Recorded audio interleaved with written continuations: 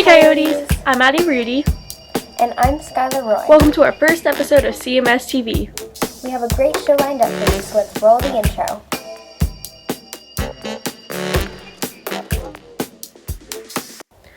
For our first story, Alyssa's going to show us how to make a quick and tasty winter treat. Take it away, Alyssa.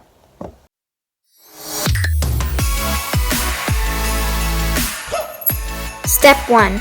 Wash your hands.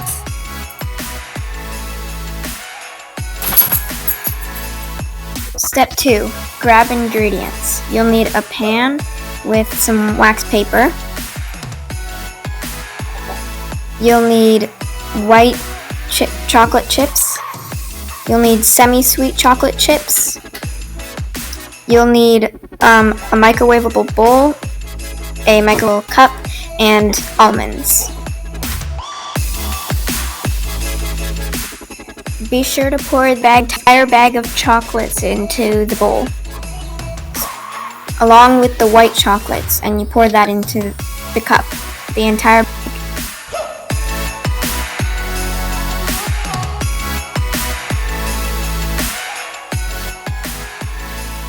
Microwave for 2 minutes and 30 seconds and mix after 1 minute. Do this for both white chocolate and dark chocolate.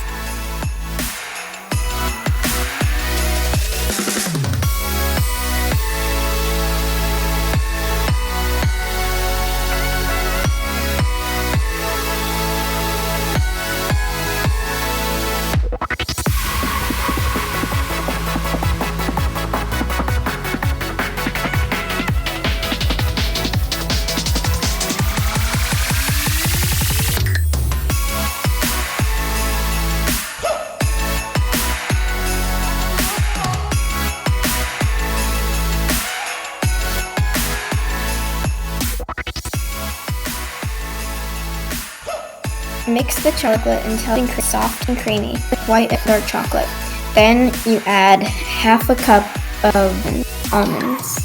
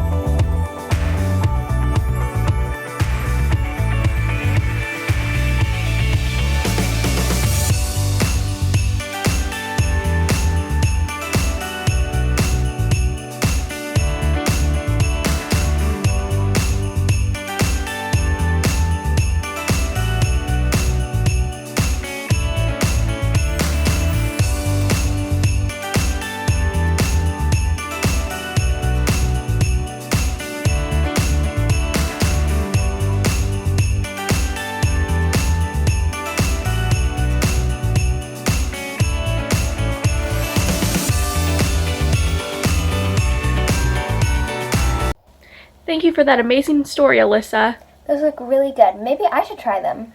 Our next story is featuring some events that are happening on Roblox right now. Let's check it out. This is the RV Battles story with me and one other person. The RV Battle has just recently finished, and depending when you're hearing this, the final battle's already out on the RV Battle game Roblox. If you have no idea what RV Battle is, it is when 16 YouTubers play different games to battle it out. It is hosted by 3 YouTubers, not Roblox itself. 3 YouTubers have to pay all the coders, make the scripts, do the modeling, stuff like that. This community could unlock stuff, and when you unlock everything, including all the badges and the winners rings, you will fight the final battle. And the first 30 people got a special thing, everyone got a special thing, and the first 10,000 people got a special thing. All the battles have finished, and the winner is Tinker. Beating last year's winner, Creekcraft, also beating Hyper, Ash the Unicorn, and Dennis Daly, the backup kid. Everyone who died in the semi-final will ultimately fight and go back again another chance, doing the first ever 5-player final battle. This is the second ever battle ever. Dennis Daly won that battle and got up to fight. Tinker, a 4-player that has got it up and people were surprised that Tinker won. People were hoping that Creekcraft won, maybe won last year. With that, people thought Tinker cheated, though he had not. He was just very good. For RB Battles, the great trophy and 1 million Robux goes to Tinker.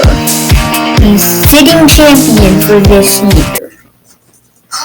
What will happen next year? Will Tinker win again? Will Creekcraft go up and win? Who will be the first 30 people to unlock the special item? Who will not? All of the swords, very valuable. Will people sell off these items? Who knows? Until next year for RB Battles. That looks like a lot of fun. I think I'm going to go check those out before they're over. In our next story, Krill is teaching us how to make a fun and festive holiday drink. Take it away. Christmas is all about baking. But what about those festive drinks? If you want to go beyond the traditional eggnog, then here's the recipe. First, the ingredients can be found in the spice aisle.